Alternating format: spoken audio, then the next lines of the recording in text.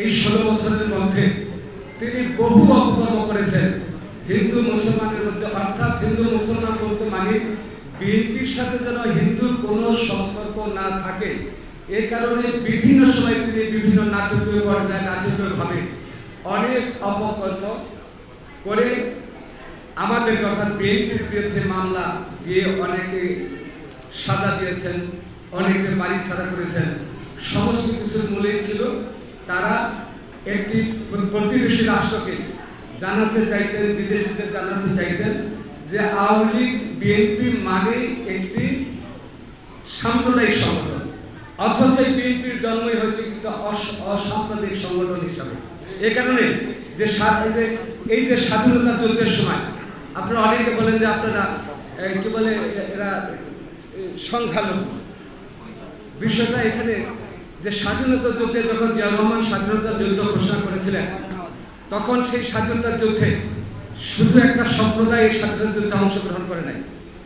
এই জিয়াউর রহমানের ডাকে এদেশের হিন্দু, বৌদ্ধ, খ্রিস্টান সকলের আহ্বানে এদেশের স্বাধীনতা যুদ্ধ হয়েছে। 11টা সেক্টর ছিল, সেই 11টা সেক্টরের মধ্যে একজন সেক্টর কমান্ডার সিয়ারদার, তিনিও সেক্টর কমান্ডার ছিলেন।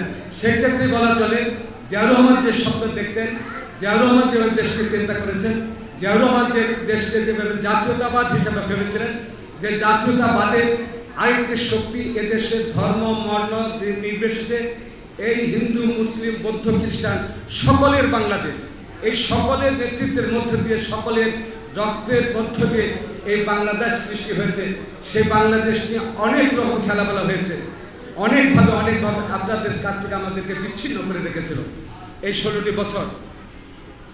অনেক রক্তের বিনিময়ে অর্জিত গণতন্ত্র দ্বার প্রান্তে, সেখানে গত বছর সেই আমরা অর্থাৎ আমাদের ভারপ্রাপ্ত চেয়ারম্যান লক্ষ্য করলেন যে এবার হয়তো বা সুপরিকল্পিতভাবে হিন্দু এবং মুসলমান অথবা আমাদের সাথে আরেকটা বাজে পরিবেশ সৃষ্টি করার জন্য, সাম্প্রদায়িক একটা দাঙ্গা বাঁধানোর জন্য তারা সচেষ্ট একটা বিশেষ মহল। সে কারণে আমাদের নেতৃবৃন্দকে ভারপ্রাপ্ত চেয়ারম্যান বলেছিলেন যে এদেশ হিন্দু, মুসলিম, বৌদ্ধ, খ্রিস্টানের এখানে সকলের ধর্ম পালন করার অধিকার আছে, এদেশের আইনের শাসন পাওয়ার সকলের অধিকার আছে। তাই আজকে আমাদেরকে তাদের আগামী পূজায় তাদের পাশে থাকতে হবে, তাদের সমস্ত কর্মকাণ্ড তাকে নির্ভয়ের মধ্যে দিয়ে। কারণ এ কারণে যে আমরা জাতীয়তাবাদী দল এবং জিয়াউর রহমানের স্বপ্ন, চিন্তা, চেতনা, এই জাতীয়তাবাদী শক্তিকে রক্ষা করতে হলে হিন্দু, মুসলিম, বৌদ্ধ, খ্রিস্টানকে এক করে দেশকে একটি সমৃদ্ধশালী রাষ্ট্র পরিণত করতে হবে। তাই দিকে আমার নেতাই বক্তব্য রাখবেন। আমি আপনাদের সকলের প্রতি অনুরোধ রাখবো, তারেক রহমানের যে স্বপ্ন, জিয়াউর রহমানের যে স্বপ্ন, এই বাংলাদেশটি সকলের, এই বাংলাদেশের সকলকে সমানভাবে সমমর্যাদার অধিকারী সকল ধর্মের মানুষ। তাই আসুন আমরা হিন্দু, মুসলিম, বৌদ্ধ, খ্রিস্টান দল ধর্ম যার যার, অর্থাৎ রাষ্ট্রটা সকলের। এই কারণে এ রাষ্ট্রের সমস্ত সমভাগী অধিকার আপনাদের আছে, আমাদের আছে, সকলের আছে। আসুন আমরা ঐক্যবদ্ধভাবে আগামী দিনে তারেক রহমানের নেতৃত্বে একটি সুন্দর জাতি গঠন করি। আগামী দিনে যে নির্বাচন আসছে, সেই নির্বাচনের মধ্য দিয়ে একটি জাতীয় শক্তিতে রূপান্তরিত করার জন্য, জাতীয় ঐক্য রূপান্তরিত করার জন্য, এক দেশের সমস্ত জাতিকে নিয়ে আমরা একটা সাবলীল, সুন্দর, সাম্যের রাষ্ট্র গড়ে তুলতে পারি, সে শপথ নিয়ে আমরা পূজারী ভাইয়েরা এবং আমরা আজকে এখানে শুধু যে হিন্দুরে আসে তা না, এখানে কিন্তু মুসলমানরা এসছে। গতকালকে আমি প্রায় আমার এলাকায় 34টি পূজা মণ্ডপে সকাল থেকে রাত্র 12টা পর্যন্ত অর্থাৎ মাওয়া গিয়ে আমি শেষ করেছি। আমি দেখেছি সেখানে হিন্দু, মুসলিম, বৌদ্ধ, খ্রিস্টানের, হিন্দু মুসলমানদের একটি মিলন মেলা।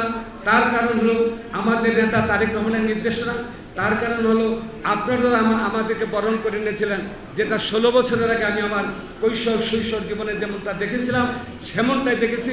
আগামী দিনেও যেন আমরা হিন্দু, মুসলিম, বৌদ্ধ, খ্রিস্টান এক হয়ে সমস্ত ধর্মের আনন্দ উপভোগ আমরা সম্মিলিতভাবে করতে পারি এবং একে অন্যের আপদে বিপদে প্রতিবেশী হয়ে, অথবা আমি আপনার একজন প্রতিবেশী হয়ে আমরা একে অপরের সাহায্যকারী হতে পারি। সেখানে ধর্মটাকে বড় না, সবার উপরে মানুষ সত্য তাহার শব্দটা হলো সকলের উপরে মানুষ শব্দ তাহার উপরে নাই। এই শব্দে যদি আমরা থাকি তাহলে আমাদের মধ্যে কোনো ভেদাভেদ থাকবে না। আমরা আদি অনন্তকাল থেকে একটি মানুষ, এই মানুষ হিসেবে বেঁচে থাকবো। আর